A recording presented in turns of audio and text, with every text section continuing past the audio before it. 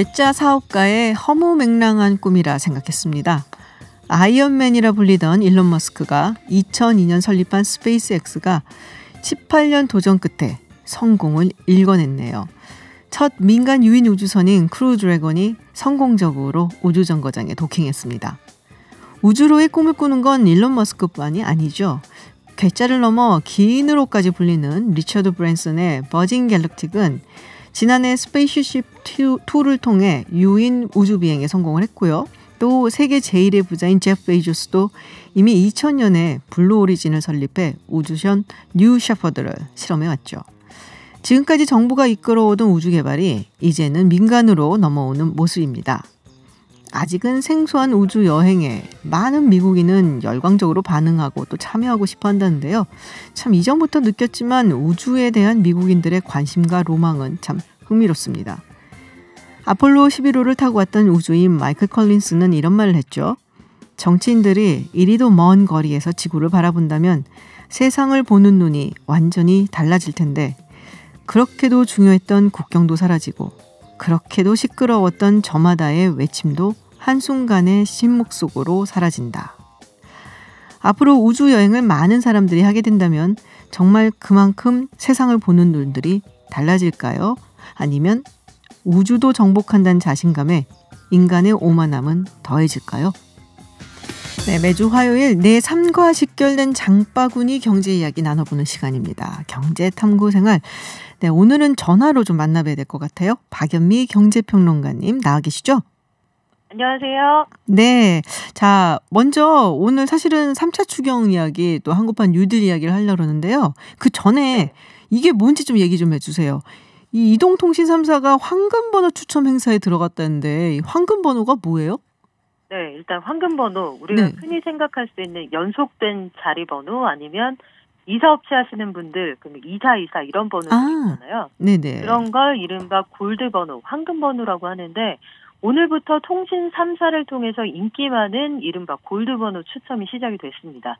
회사별로 5,000개씩 추첨하는데요. 네. 이미 이런 번호 쓰고 계시거나 최근 1년 안에 이런 번호에 당첨됐는데 번호를 안 바꿨다. 이런 분들은 신청 못 하십니다. 아, 그렇군요. 요새 인기 있는 번호가 뭐 있나요? 아까 2424 하니까 딱 알았는데. 네. 이 전통적인 인기 번호는 역시 연속된 번호예요. 1111, 7777, 뭐 천사 이런 것들이 있잖아요. 천사. 네. 그런데 시대상이 반영이 되기도 합니다. KT의 경우에는 유형을 158개로 나눴는데요. 네. 이 동번호가 나열되는 앞서 말씀드린 그런 유형이 있고 아니면 1234, 5678 이런 ABCD형도 있고요. 특정한 의미를 담고 있는 뭐 4989 이런 번호들도 여기에 인기가 있는 번호입니다. SKT 같은 경우에는 9개 유형으로 나누고 있는데요. 네. 뭐 1000번, 1004번 이런 것들은 전통적으로 인기가 높은 번호인데 재미있는 거는 5G 시대를 맞아서 이 소비자들도 5555 아니면 5959 뭐 이런 새로운 선호 번호가 등장하기도 했다고 합니다. 여하간 작년에 인기 번호 경쟁률은 약 25,101이었습니다. 오, 진짜요? 그렇게 높아요? 네. 근데 이런 거 갖고 막 이렇게 돈 주고 사고 팔고 뭐 이런 것도 있다고 들었거든요. 이 자동차 번호판하고 비슷해요. 이런 번호들이 개인 간에 고가에 거래되기도 했는데 그래서 2006년부터 매년 상하반기 2번씩 추첨을 해서 이 골드 번호를 나눠줍니다.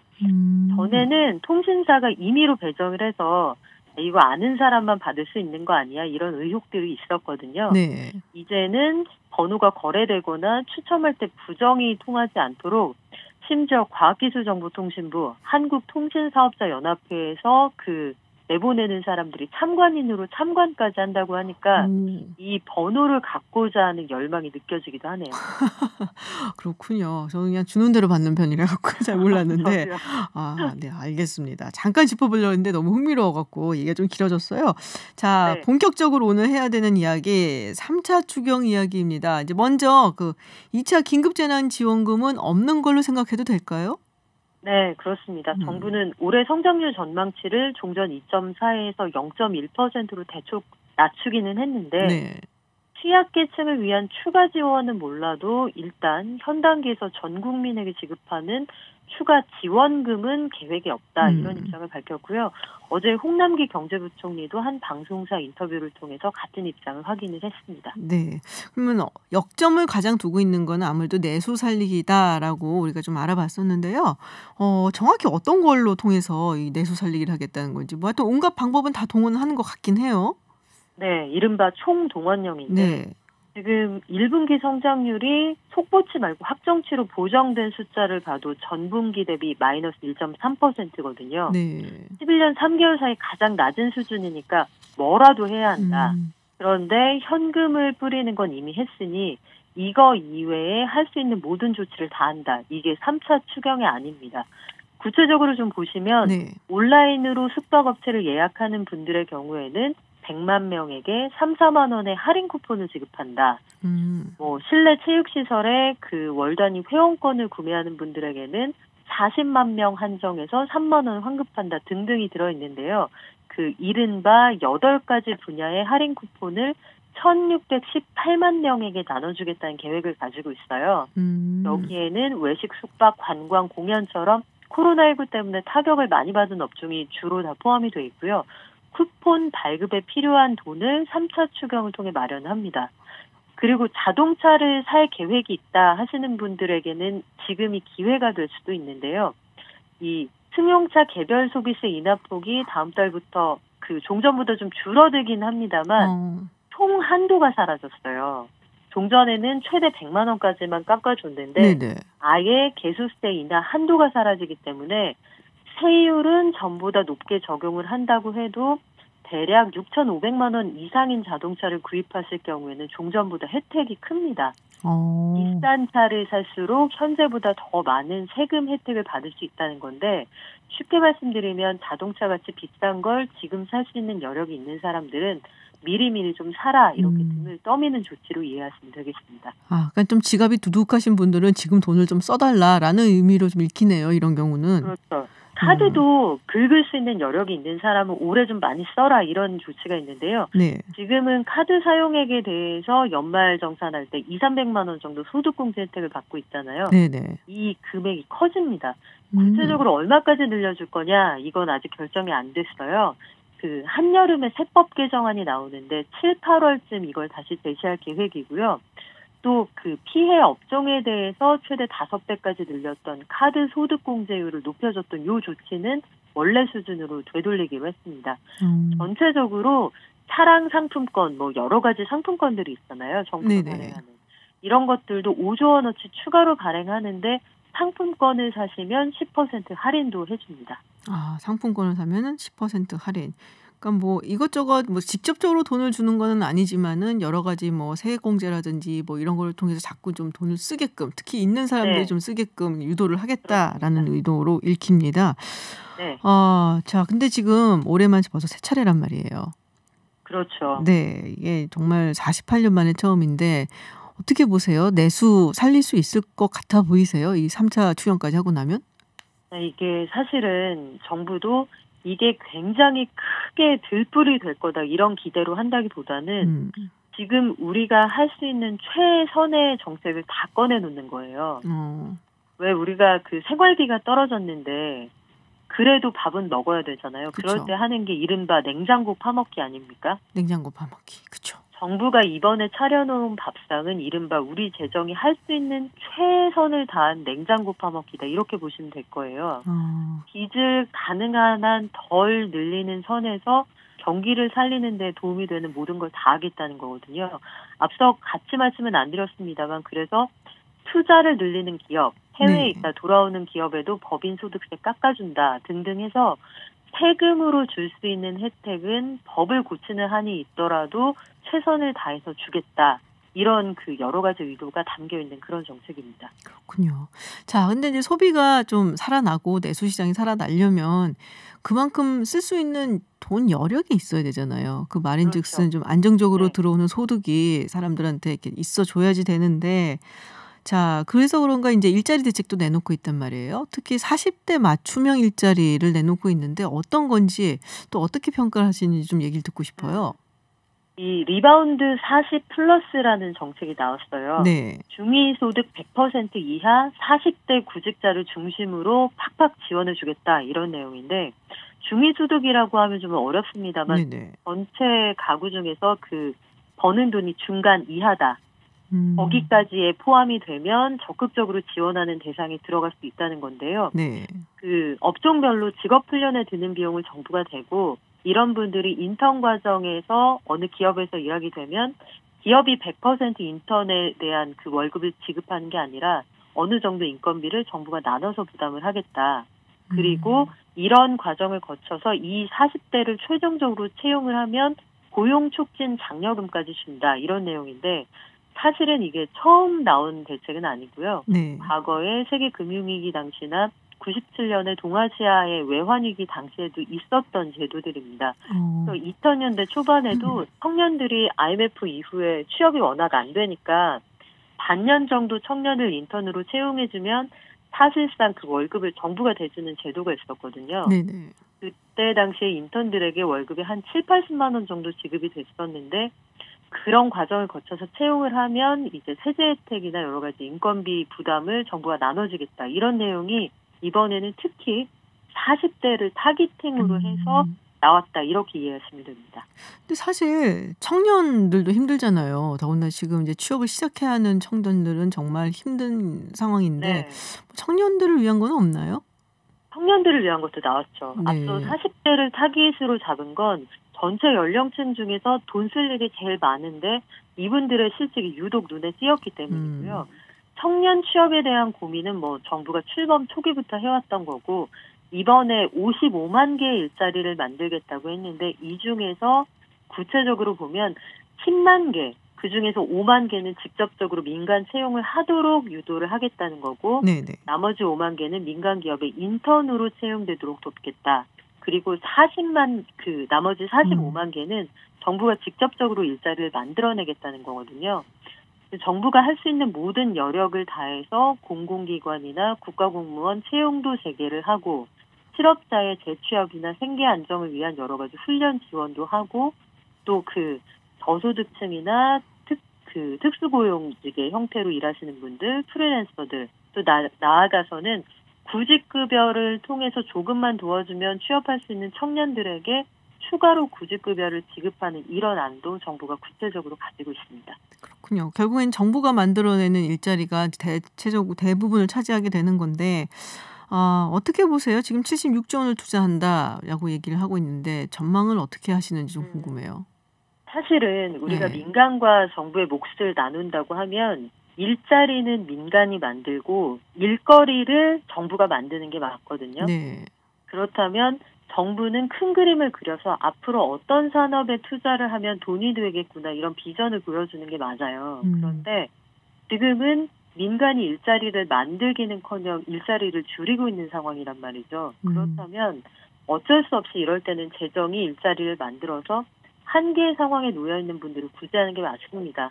다만 이게 언제까지나 이렇게 갈 수도 없고 재정의 여력도 충분치 않고요. 그렇다면 그 정부가 방향을 잡고 있는 그린 뉴딜, 디지털을 통한 그 산업 패러다임의 전환 이런 걸 통해서 5G 시대에 우리가 만들어낼 수 있는 모든 일자리, 모든 접근 가능한 시장을 다 열어야 하는 시점이라고 봐요. 정부가 그래서 방향을 잘 잡고 있는 것 같은데요. 네. 예컨대 지금 정부가 힘을 쏟고 있는 비대면 의료 이런 것들이 중국에서는 이미 일상화된 지 오래됐거든요. 네네.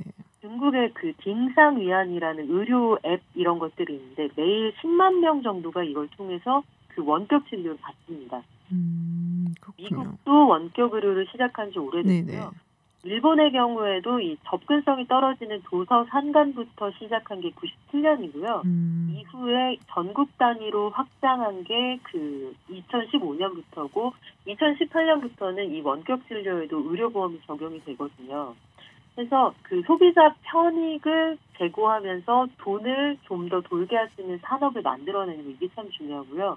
또 한 가지는 코로나19 사태 속에서 원격 학습이나 원격 미팅 앱 이런 것들이 굉장히 많이 인기를 끌고 있잖아요. 네. 그중에 세계적으로 대표적인 게 줌이라는 기업입니다. 네, 맞아요. 이 줌이라는 앱을 사용하는 사람들을 그래서 줌어라고 부르기도 하는데 이런 앱의 이용자가 얼마나 많이 늘어나고 있느냐. 작년 12월에 이걸 사용하는 전 세계 인구가 1,000만 명 정도 됐거든요. 그런데 올해 3월에는 2억 명. 깜짝 놀라셨죠? 네. 그리고 4월이 되면 한 달 만에 1억 명이 더 추가돼서 3억 명까지 늘어납니다. 잘 알고 계시겠지만 미국 전체 인구가 3억 3천 명 정도 되니까 미국 전체에서 갓난아기나 아주 노인들 빼고는 다 쓰고 있을 정도로 많은 사람이 사용한다. 뭐 이렇게 이해하셔도 무방한 상황이에요. 근데 우리는 이런 쪽에 아직 경쟁력이 좀 뒤쳐져 있는 편이거든요. 네. 이런 쪽에 사람을 키우고 산업을 키우겠다는 정부의 방향성은 저는 동의하는 편입니다. 네, 그렇군요. 알겠습니다. 네, 정부의 3차 추경 그리고 일자리 대책 이야기 한번 나눠봤습니다. 네, 오늘 말씀 감사하고요. 다음 주엔 스튜디오에서 뵐게요. 고맙습니다. 네, 지금까지 박연미 경제평론가였습니다. 백인 경찰의 무력 진압으로 인해 조지 플로이드가 사망한 것과 관련한 미국 내 항의 시위가 갈수록 커지고 또 격화되고 있습니다. 일부 시위에서는 폭력과 약탈까지 벌어지는 가운데 트럼프 대통령은 군대를 투입할 수 있다는 말까지 하면서 상황이 점점 안 좋아지고 있는데요. 오늘은 미국의 수도 워싱턴 DC 분위기 어떤지 살펴보겠습니다. 노정민 통신원 전화 연결돼 있습니다. 안녕하세요. 네, 안녕하십니까. 미국 워싱턴입니다. 네, 이 조지 플로이드 이 흑인이 숨진 지 일주일이 지났습니다. 지금 뭐 시위 폭동이 미국 전역으로 확대가 되고 있어요.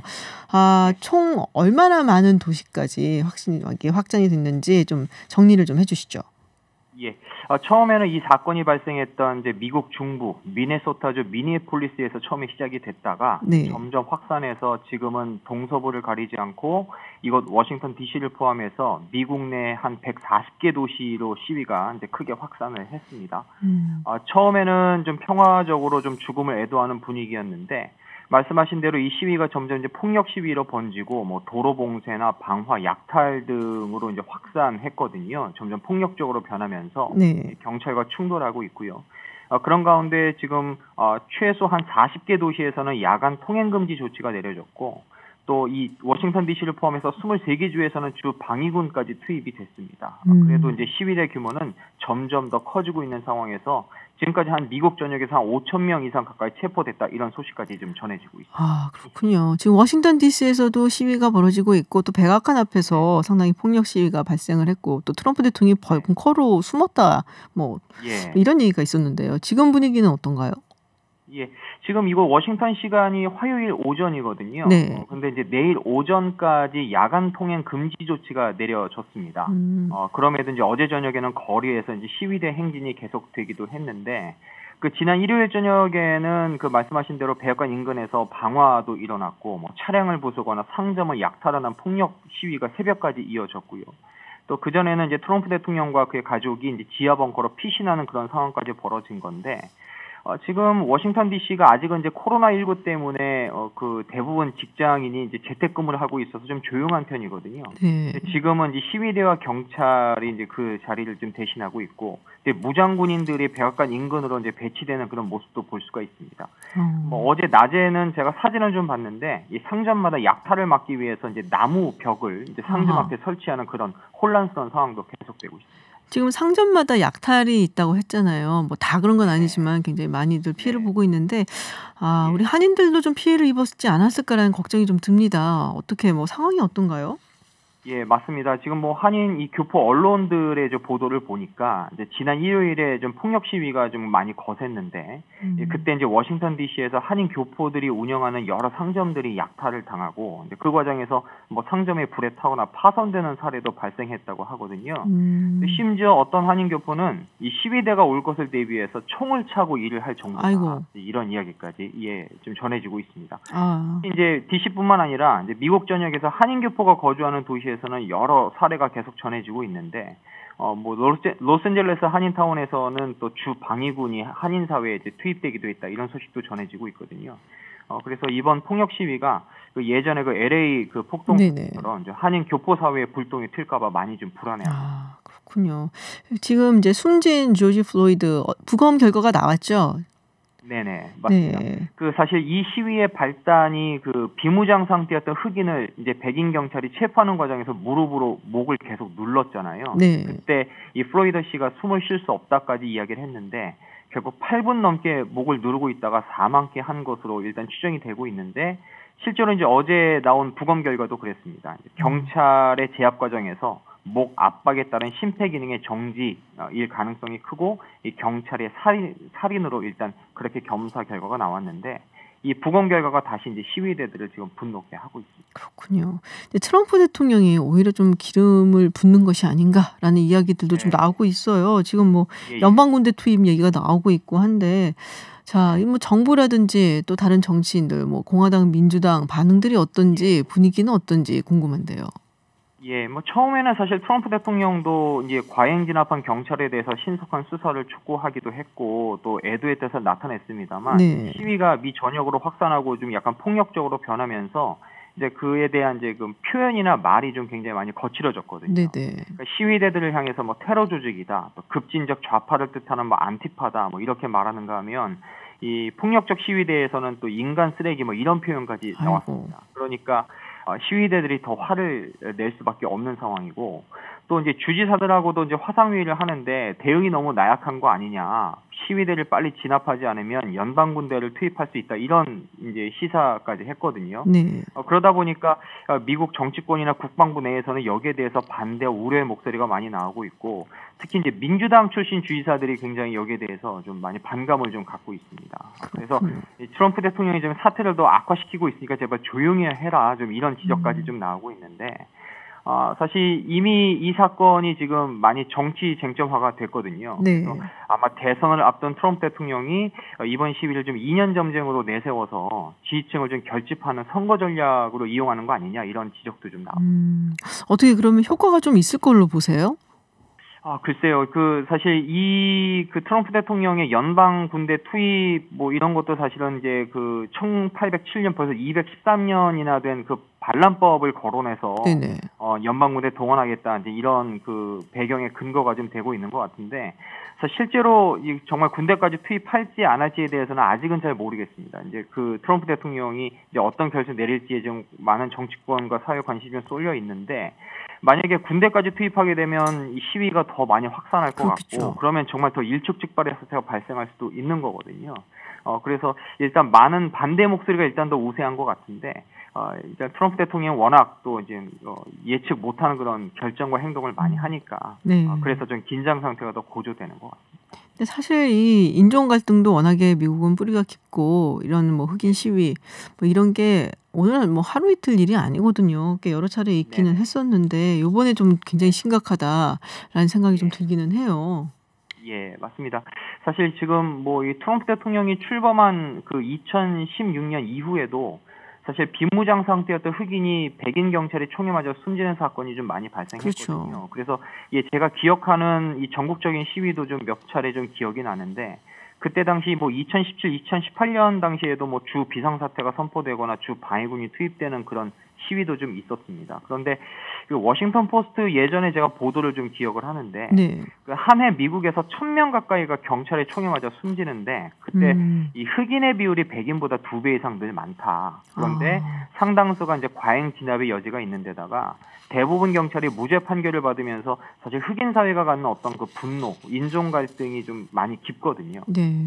그런데 이 트럼프 행정부 들어서 인종 갈등이나 이제 백일 우월주의가 더 심각하다 이제 이런 그 잠재적인 어떤 그런 분노가 있는데 이번 사건을 계기로 해서 그것이 좀 폭발한 것이 아니냐 좀 이런 분석도 좀 있습니다. 그렇군요. 이게 대통령부터가 사실 그런 류의 발언들을 많이 했기 때문에 다른 뭐 트럼프 대통령을 지지하거나 이런 사람들도 이제는 그런 말을 해도 된다라고 생각하는 그런 분위기가 좀 많이 형성이 됐다라는 얘기를 저도 사실 미국에 살고 있는 지인들한테 많이 듣기는 했습니다. 예, 맞습니다. 예. 네, 오늘 워싱턴 DC 소식 한번 들어봤습니다. 오늘 소식 감사하고요. 저희가 또 궁금할 때 또 연락 부탁드립니다. 고맙습니다. 예, 고맙습니다. 네, 지금까지 미국 워싱턴의 노정민 통신원이었습니다.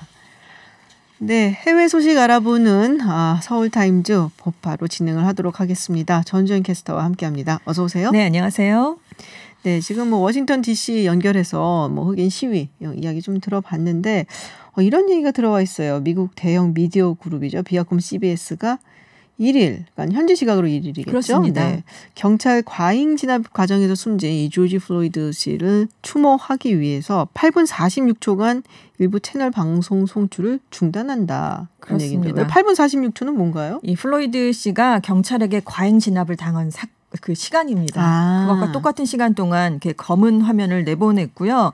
그 화면에는 숨을 쉴 수 없다. 이런 문구만 띄어져 있습니다. 굉장히 유명한 지금 시위대 구호가 돼버렸죠. 그래서 오후 5시부터 8분 46초 동안 청소년과 오락 관련 채널 10여 개의 방송 송출을 중단을 했습니다. 그래서 MTV, VH1 같은 채널들이 다 이렇게 지금 검은 화면을 내보냈고요. 지금 이 비아콤 CBS 엔터테인먼트 청소년 부문 사장은 플로이드 씨는 물론이고 지금 그동안 계속 다른 인종차별 희생자가 많았으니까 그분들에 대한 경의를 표하기 위해서 이런 조치를 내렸다라고 설명을 했었습니다.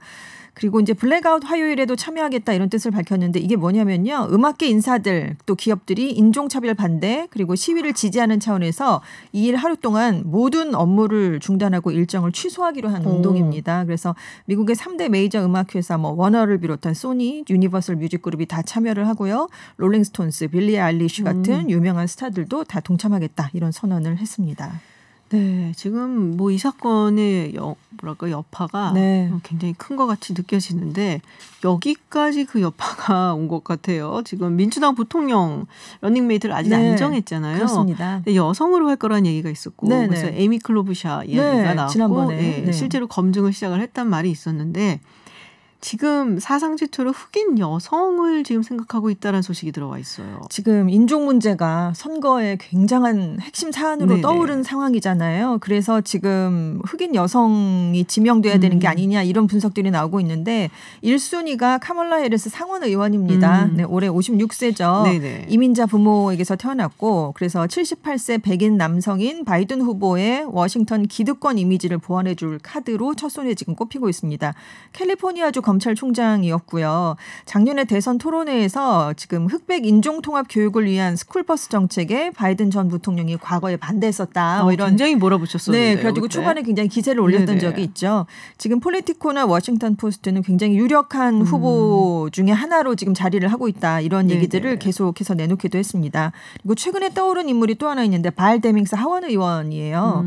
지금 뭐 아버지는 청소부 일을 하셨고 어머님은 가사도우미셨고 그래서 이제 우리 표현으로 따지면 전형적인 흑수저 출신이다. 이래서 이제 좀 그쪽에 표심을 얻어올 수 있는 인물 이렇게 지금 떠오르고 있고요. 그리고 플로리다고 또. 네, 플로리다 경합주고 그리고 이제 경찰국에서 순찰 업무부터 시작해서 경찰국장까지 오른 성공 스토리를 갖고 있는 인물입니다. 그리고 이제 작년에 트럼프 대통령의 탄핵 소추위원으로 활동하면서 인지도를 조금 쌓기도 했고요. 아무래도 지금 문제가 되고 있는 게 경찰의 과잉 진압인데 현장 경찰 출신이다. 그런 경력이 있다. 이 점이 굉장히 강점으로 꼽히고 있습니다. 근데 지금 부통령급의 인지도는 그래도 좀 부족한 게 아니냐. 네, 그래서 그것이 좀 약점으로 꼽히고 있는데요. 그래서 계속해서 아니라고 하는데도 미셸 오바마 얘기는 계속 나오고 있고 그리고 이제 오바마 행정부에서 유엔 대사를 지냈던 수전 라이스도 지금 후보군에 포함이 돼 있고요.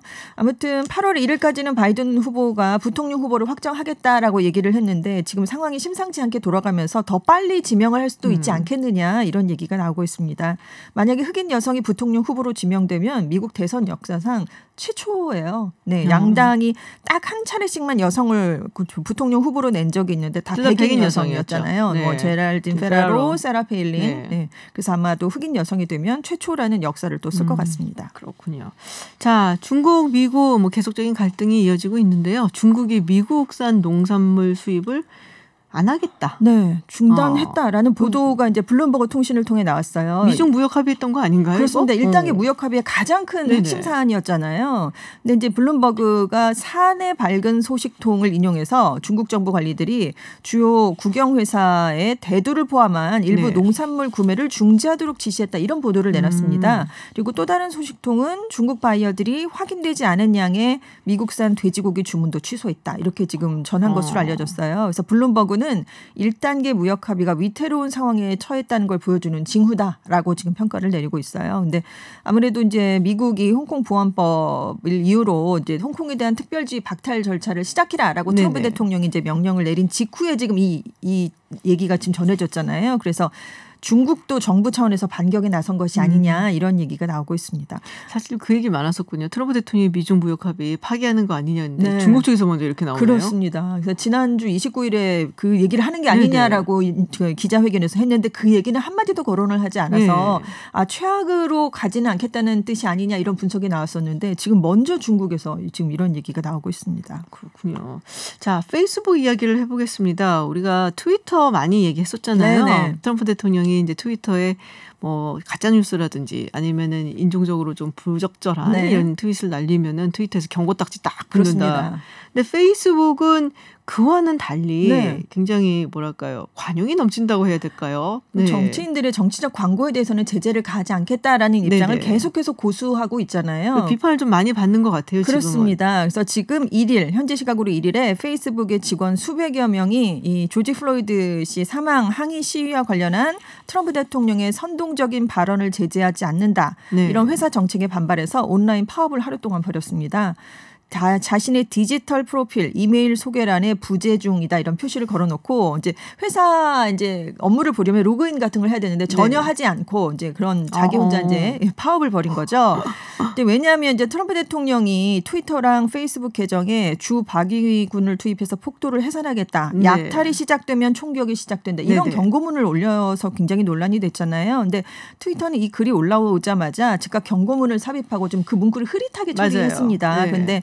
지금 저커버그 페이스북 CEO는 표현의 자유를 중시해야 된다라면서 이것을 계속 용인하는 자세를 보였거든요. 근데 이제 트럼프 대통령의 그 게시물이 시위가 미국 전역으로 확산되는 기폭제가 됐다 이런 지적도 있었기 때문에 지금 페이스북 내부에서 여론조사를 해봤는데 1,000명 이상의 직원들이 저커버그 CEO의 결정에 대해서 부적절하다라고 답을 했고요. 적절하다라고 답한 직원은 19명 뿐이었던 것으로 조사가 됐다고 합니다. 그래서 지금 직원들 사이에서는 화상 파업 외에도 지금 저커버그 CEO가 트럼프 대통령에 대해서 더 강경한 대응을 보여야 된다. 이런 주문을 담은 내부 청원을 또 진행하고 있는 것으로 알려졌고요. 일반 사원뿐만이 아니라 임원들도 지금 이런 결정에 반발을 좀 하고 있는 것으로 알려지고 있습니다. 그래서 지금 뉴욕타임스는 창사 이래 저커버그 CEO의 리더십에 가장 심각한 도전이 될 수 있다. 이런 평가를 내놨습니다.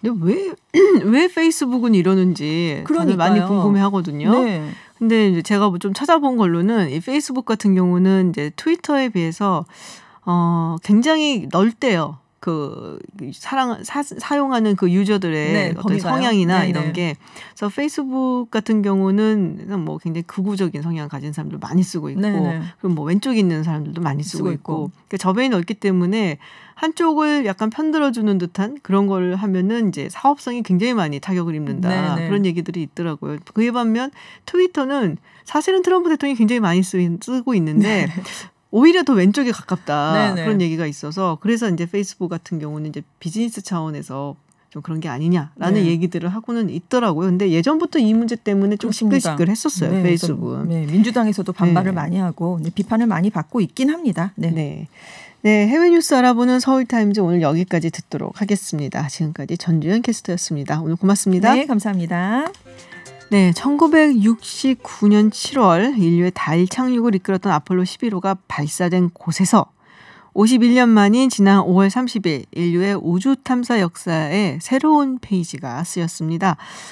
유인 우주선으로는 9번째 그리고 최초의 민간 유인 우주선인 크루 드래곤이 발사가 됐고요. 또 국제 우주 정거장과 도킹에 성공을 했는데요.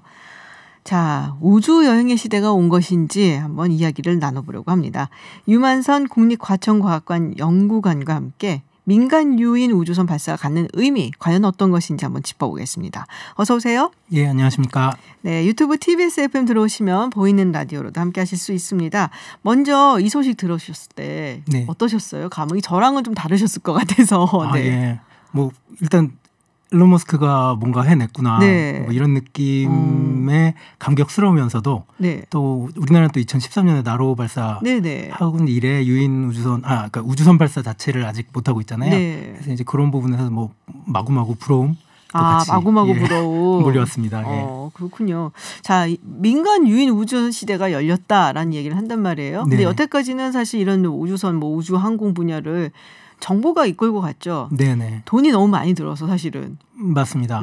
그리고 어떻게 보면 그 우주선 발사에 들어가는 말씀대로 돈이 상당히 많이 들어갔고 그다음에 우주 진출을 위한 목적도 있었지만 그다음에 초기에 미소 간의 어떤 뭐 경쟁이라든지 군사적인 경쟁 때문에 핵 개발이랑 동시에 탄도미사일 개발을 위해서 시작했던 거다 보니까 정부 주도로 아무래도 이루어지는 그런 경향이 되게 강했었고요. 그럼 이게 민간이라고 한다면 민간 유인 우주선 그럼 어떤 의미를 갖는 건가요? 말씀대로 민간에서 그걸 쐈다는 거는 경제적인 어떤 영향, 그러니까 경제적인 이익을 고려할 수 있는 정도까지 그러니까 우주 기술이 다다랐다는 걸 의미하고 실제로 일론 머스크는 스페이스X라는 회사를 세워서 나사로부터 실제 그 일을 수주받은 거잖아요. 그리고 실제로 자기네들이 개발한 기술을 가지고 ISS라는 곳까지 도킹까지 성공시킨 거니까 물론 이제 아직 좀 남았습니다. 뭐 이제 거기서 우주인들이 2명이 거의 들어갔잖아요. 근데 나사 돌아와야겠죠. 그렇죠. 실패하면 큰일 나는 거고. 그래서 아직까지 이게 성공한 프로젝트는 아니지만 이제 일단 도킹까지 이루어지는 과정을 봤을 때는 상당히 아주 스무스하게 도킹에 성공했고 자동으로 그리고 이제 몇 달 정도 근무하다가 이제 다시 지구궤도 대기권으로 들어와서 스플래시 다운이라고 그러는데 이제 바다에 잘 찬방하고 빠지면 그러면 성공적인 어떤 프로젝트로 이제 남겠죠 역사에. 그게 힘들다면서요? 맞습니다. 이게 예전에 우리나라 최초 우주인인 이소연 박사님 있잖아요. 근데 이소연 박사님도 그 얘기를 하셨었는데 소유주를 타고 ISS에 갔다가 돌아오는 과정에서 이제 우주선 안에서 뭐 내부에 연기도 났었고 그랬었대요. 그래서 저희 우리나라 사람들 잘 모르는 부분들도 있는데 그리고 실제 목적한 것보다 수백 킬로미터 정도 떨어진 곳에 착륙해서 되게 고생했던 경험도 얘기했어서 다시 귀환하는 것까지도 계속 이제 저희가 지켜봐야 되지 않나 그렇게 생각은 듭니다. 그렇군요. 근데 아까도 잠시 말씀하셨는데 우주 항공 기술 같은 거 이건 뭐 우주선 만들고 쏘고 이런 게 사실은 이제 탄도미사일 관련이 있는 거잖아요. 있었죠, 처음에. 그래서 이제 어떤 기술력 부분에 있어서 국가 기밀스러운 것이 아닐까라는 생각을 저는 했었거든요. 근데 이렇게 상업화되고 민간화되면은 이거 빠져나갈 수도 있는 거 아니에요? 그러니까 그런 의미에서 미국이 지금 그 민간 쪽에 그 로켓 기술을 어느 정도 양열을 일부 하고 나사를 통해서 그리고 그 민간의 아마존도 같이 참여하고 있거든요. 이런 다양한 회사들이 민간 회사들이. 근데 어떻게 보면 그런 면에서 미국이 우주 기술에 대한 어떤 자신감을 갖다가 따라오려면 따라와봐 뭐 이건가요? 저는 그렇게 생각을 합니다. 그렇군요. 자, 근데 그게 저는 되게 재밌었어요. 아폴로 11호가 발사된 곳에서 이제 이번에 다시 51년 만에 한 거잖아요. 그런 얘기들을 하더라고요. 미국이 그동안 뭐 유인 우주선 이거에 좀 약간 관심박 이랬었는데 다시 돌아오고 있는 거다. 왜 그런 건 맞나요?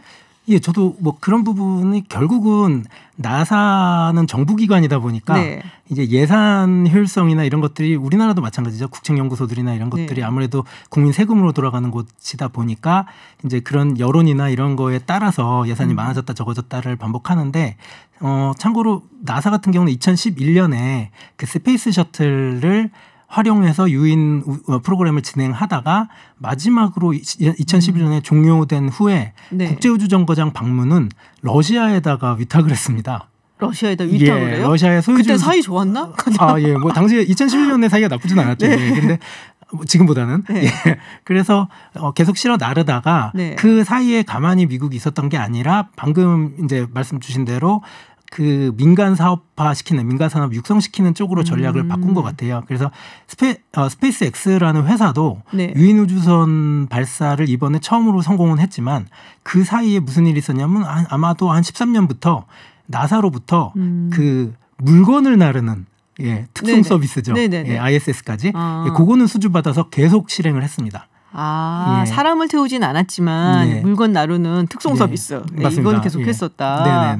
근데 그 얘기 있더라고요. 그러니까 사람을 태우는 유인 우주선 기술을 갖고 있는 나라는 얼마 없다. 인공위성 쏘고 이런 나라들은 꽤 많지만 그게 이제 미국하고 러시아하고 중국이겠죠 아마?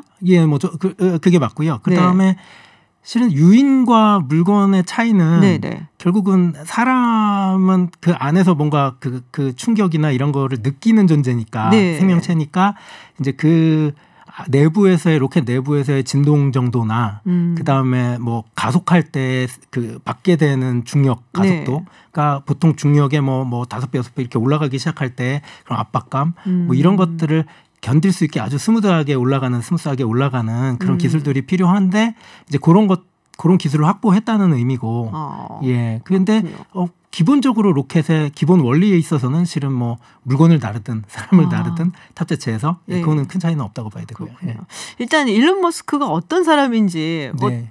좀 많은 분들이 아실 거예요. 사실은 아시겠지만은 잠깐 그래도 좀 짤막하게 설명을 해주신다면 요새 뭐 스캔들도 좀 있었고 해서 여러 가지로 시끄럽긴 했습니다만. 네. 그 일론 머스크 같은 경우는 어릴 때부터 상당히 괴짜로 알려져 있었고요. 지금도 괴짜 같아요. 네. 그죠. 커서도 괴짜. 괴짜들만 다 그거 하는가 봐요. 네. 리처드 브랜슨 같은 경우는 정말 괴짜를 넘어서는 인물이잖아요. 사실. 어떻게 보면 그게 미국의 매력이자 힘이 아닐까 또 싶기도 합니다. 그런 괴짜 같은 사람들이 네네. 우리나라로 치자면 어떤 그냥 따가 돼서 그냥 이렇게 어떤 뭐 패배자로 기록되질 않고 이제 역량이 있고 네. 그다음에 독특한 생각을 가진 사람이 한테 결국은 기회가 주어지니까 이제 일론 머스크 같은 경우는 어려서는 뭐 SF 같은 데 탐닉도 하고 네. 예 그리고 대학에서도 재밌었던 게 경제학이랑 물리학을 같이 했어요. 아유, 그러니까 보통 경제학을 하면 문송합니다 이래야 되는데 예, 물리학을 같이 했기 때문에 예, 문송에서 벗어나신 거고 예. 그리고 이후에 이제 페이팔이라고 불리는 네네. 되게 인터넷 결제 서비스 관련된 회사를 통해서 그거를 판매하면서 저쪽 매각을 하면서 되게 큰 돈을 벌게 되고 그때부터 보통 돈 벌었으면은 이제 뭐 손을 떼고 조기 퇴직을 하든지 예, 뭐 그렇게 살 수도 있었는데 그다음부터 오히려 새로운 도전들을 하는 거죠. 스페이스X를 먼저 만들었고요. 그다음에 저희가 너무 잘 알고 있는 전기차 회사인 테슬라. 예, 그다음에 테슬라 자회사로 또 솔라시티라고 부르는 태양광 인프라스트럭처를 까는 네네. 그런 회사를 또 만들어내고요. 그러니까 별별 것들을 다 합니다. 그리고 뭐 보링 컴퍼니라고 해서 네. 지하에 굴을 뚫어요. 근데 굴을 뚫는데 저희처럼 그 거대한 터널을 뚫는 게 아니라 일반적인 이제 어떤 차 한 대 정도가 통과할 수 있는 작은 지름의 땅굴을 파가지고요. 네. 이 일론 머스크가 주장한 거는 교통 지옥을 약간 도로를 입체적으로 구성하면 네. 예 그러면 교통 지옥을 피할 수 있지 않겠냐. 지하로 다니라고요? 맞습니다. 예. 그래서 이 자동차가 그 뚫어놓은 굴 밑으로 이렇게 조용히 엘리베이터 타듯이 내려가면은요. 네네. 거기서부터 시속 한 300km 정도의 속도로 자동으로 움직이는 이제 어떻게 운전을 안 하고 그러니까 악셀을 밟지 않고 자동으로 이렇게 움직여주는 컨베이어 벨트처럼 맞습니다. 컨베이어 벨트처럼 되게 고속에 뭐 그런 것들도 주장을 하고 실제 회사를 세웠고요. 그러니까 뭐 어떻게 보면은 되게 다양한 분야에 관심을 되게 많이 두고 그냥 관심만 두는 게 아니라 그걸 실제 사업으로 연결시키는 또 재능이 있는 사람이거든요. 그렇군요. 네. 그리고 뭐 더 재밌는 거는 실은 일론 머스크는 인간이 언젠가는 화성으로 이주를 해야 된다고 믿고 있거든요. 네, 그거 얘기를 제가 2015년인가 들은 것 같거든요. 네. 그러니까 화성으로 이주하는 이유가 인류가 어떤 지구의 어떤 생명체의 일부로서 계속 생존해야 된다는 데서 관점이 좀 다른 것 같아요. 그러니까 인류가 생존하기 위해선 이 태양계에서 생존하기 위해서는 자연에서 어느 정도 벗어나서 다행성 종으로 진화해야 된다. 다양한 행성으로 진출해서 식민지를 개척하고 그쪽에서 살아남아야 된다라고 주장을 하는데 가장 매력적인 부분이 그 부분이라고 생각이 드는 게요. 가장 기괴하고 제일 비현실적인 목표잖아요. 그렇죠. 화성으로 사람들을 이주시키겠다는 게. 근데 그거를 실행하기 위해서 가장 현실적인 방법을 쓰고 있죠. 지금 민간 사업화 시켜가지고 경영적인 논리를 들이대서 돈을 벌잖아요. 전기차로 돈을 벌고 솔라시티로 돈을 벌고 뭐 지금 스페이스X로 돈을 벌듯이 이제 그런 것들을 화성 이주하는데 필요한 기술들을 계속 축적하고 또 필요한 돈을 모으고 있는 거죠. 그럼 최종 목표가 지금 화성 가는 거예요? 근데 항상 그렇게 얘기하고 있습니다. 일론 머스크는. 맷 데이먼 보니까 되게 힘들던데 사는 게 거기가 살 수 있을까요 지금? 어떻게 보세요? 그게 이루어질 수 있을까요? 아마 몇몇 과학자들은 심지어 미국에 있는 과학자들조차도 이게 되게 황당하고 예, 이루어질 수 없는 이제 미션이라고 지적하는 사람들도 있는데 이제 공학을 하는 입장에서는 예, 일론 머스크 꿈이 좀 이루어졌으면 좋겠다는 생각은 들고요. 잘 됐으면 좋겠다. 네네네. 그렇지만 힘들어 보인다. 예. 그렇군요. 근데 지금 이것 때문에 이제 우주 여행 얘기가 나오고 있어요. 물론 이제 지금 갔던 2명은 나사에서 이제 훈련받은 맞습니다. 사람들이기 때문에 그냥 일반인하고 비교를 할 수는 없는데 진짜로 우주 여행이 가능할까요? 언젠간 가능하리라고 생각을 합니다. 근데 언제? 근데 그게 지금 일론 머스크가 흔히들 그런 얘기가 있어요. 스티브 잡스와 되게 유사성이 있는데 스티브 잡스는 직원들한테 현실 왜곡장이라는 걸 펼쳤다고 하잖아요. 뭐냐면 이게 말도 안 되는 소리를 하는데 주변에 있는 직원들은 그걸 현실처럼 느끼게 말을 한대요. 사기꾼들이 이제 보통 그렇죠. 현실 왜곡장, 현실을 막 이렇게 왜곡하는 필드를 펼쳐서 주변 직원들을 믿게 만든다고 하는 얘기인데 일론 머스크도 비슷한 게 25년까지 화성 식민지화에 착수를 하겠다고 선언을 했고요. 근데 선언한 게 보통은 미뤄지더라고요, 많이. 그렇죠. 그리고 40년 이내로는 일정 정도의 제가 알기로 한 100명 정도의 사람은 그쪽에 상주할 수 있는 그런 구도를 만들겠다라고 선언을 했습니다. 본인부터 먼저 가서 살았으면 하는 생각이 드는데 근데 보면은 우주 여행은 어떻게 되는 거예요? 그러면은 그거는 이제 곧 갈 수 있는 건가요? 근데 이제 우주 여행에 대해서 이 민간인들이 가게 되는 물론 민간 산업화의 일부 성공을 지금 했지만 그런 게 있어요. 이번에 발사해서 도킹하는 과정까지를 한번 지켜보신 분들은 잘 아실 것 같은데 아까 말씀하신 훈련받은 2명의 우주인들이 그 크루 드래곤에 탑승을 한 채로 발사 전까지 약 2시간 넘게 움직이지도 못하고 안전띠를 맨 채로 두 손을 모으고 앉아 있습니다. 물론 좋아진 거는 뭐냐면 모든 발사 과정부터 도킹까지가 전자동으로 이루어졌고 인터페이스를 전반적으로 다 태블릿 터치 스크린으로 바꿨어요. 그래서 이제 지켜보신 분들은 이제 막 저는 보다가 빵 터졌거든요. 뭐냐면 우주인들이 2시간 동안 앉아서 뭘 하겠어요. 계속 손가락으로 이렇게 터치 스크린만 만지고 있더라고요. 일종의 약간 큰 스마트폰을 이용하는 듯한 느낌이 맞습니다. 근데 그거를 타고 2시간이 넘게 걸려서 되게 커다란 중력 가속도의 힘을 받고 올라갔고 또 심지어 거기서 그 우주 궤도에 지구 궤도에 들어서서 국제우주정거장에 도킹하는 시점까지 대략 19시간 정도 비행을 한 걸로 알고 있어요. 근데 물론 그 의자에서는 조금 벗어나서 활동은 했다 하지만 의외로 되게 좁은 공간이거든요. 근데 그 공간에서 과연 민간인들이 탑승해서 여행은 아닌 것 같은데 느낌이? 비행기를 타보셔서 아시겠지만 비행기 좌석에서도 화장실 못 가면 좀 답답하고 기류가 불안정하다고 앉아있으라고 하거나 이러면 좀 무섭고 그런데 우주선 같은 경우는 기본적으로 발사 전까지 2시간 넘게 앉아있어야 하고 19시간 정도를 또 그 안에 갇혀가지고 있어야 되니 제 생각에는 이제 저희가 흔히 생각하는 뭐 SF 소설에서 보는 멋진 우주 여행 이 실현되려면 아직은 멀었다. 시간이 좀 걸리지 않을까 그렇게 생각합니다. 스타트랙만 생각하고 있어서 맞습니다. 그런 건 안 나오겠군요. 문이 쫙 열리면 앞에 무슨 원형 무슨 테이블이 있고 거기 딱 멋있게 올라가고 뭐 이거. 그리고 뭐 가짜 중력이 작용해가지고 뭐 아주 지구와 똑같이 뭐 걸어 다니면서 뭐 또 마시고 먹고 뭐 그래도 뭐 돈 그렇게 내면서 가겠다고 줄 선 사람들이 많다고. 그래서 저는 사실 보면은 미국 사람들이 이렇게 우주에 대한 로망이 다른 국가보다 훨씬 더 높다. 라는 걸 많이 느끼거든요. 뭔지 모르겠어요. 뭔가 초기에 영국에서 건너와서 이렇게 개척 시대를 살아온 사람들이 어떤 그런 혼이 아닐까 싶긴 하거든요. 뭔가를 계속 새로운 공간에서 이렇게 개척하고 익숙해지려고 하는 뭐 그런 것들이 항상 그냥 몸에 배인 거 아닐까? 그게 어떤 밈으로 작용한 게 아닐까 싶긴 합니다. 그렇군요. 우주복도 우리 보통 우주복 하면 저는 아폴로 11호만 생각해서 그러니까 똥똥하잖아요. 근데 좀 많이 슬림해진 것 같아요. 우주복도 스페이스 X에서 디자인한 걸로 알고 있고요. 그러다 보니까 한껏 멋을 많이 냈고 멋 낸 것뿐이 아니라 그 우주복 같은 경우는 물론 이제 선외 우주복과 선내 우주복이 있습니다. 선외 같은 경우는 진공 상태인 공간으로 직접 인간이 나가야 되기 때문에 그거는 저희가 생각하는 옷 개념이 아니고요. 그냥 작은 우주선이라고 생각하시면 돼요. 인간이 그 안에서 살아남아야 되니까.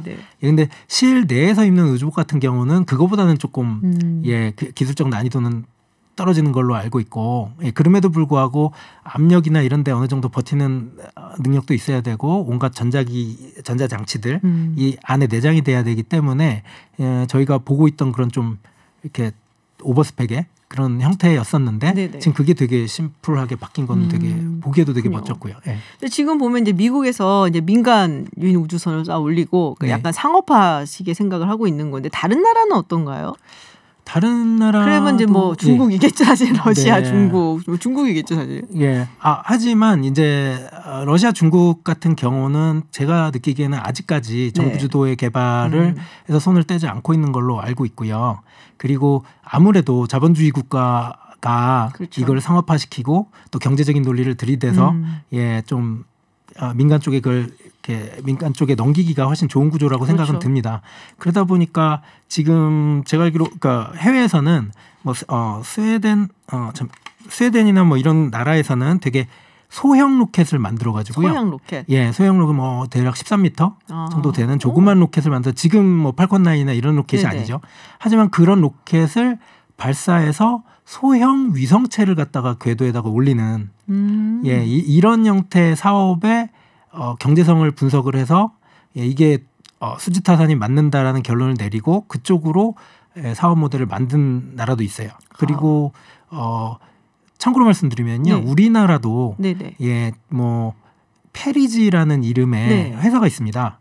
예, 아마 제가 알기로 지금 그게 대전인가 세종 쪽에 회사가 네네. 있는 걸로 알고 있고요. 그 회사는 목표가 오히려 더 작은, 그러니까 약 네네. 8m 정도 크기의 훨씬 작은 초소형 로켓을 만들고 50kg 이하의 네. 초소형 위성을 궤도에 올려주는 서비스를 하는 걸 목표로 삼고 있습니다. 근데 이렇게 됐을 때 장점은 뭐냐면 훨씬 저가의 로켓을 만들 수가 있어요. 예. 그리고 거기에 비해서 고가로 어떤 그 서비스를 제공해 줄 수 있기 때문에 일론 머스크가 얘기하는 어떤 큰 무게의 뭐 물체를 특송 서비스를 해주면서 네네. 큰 돈을 받는 것보다 작은 무게를 여러 번 날라주면서 돈을 버는 그런 모델로 지금 사업을 하고 있는 회사도 있습니다. 일종의 니치 마켓이네요. 맞습니다.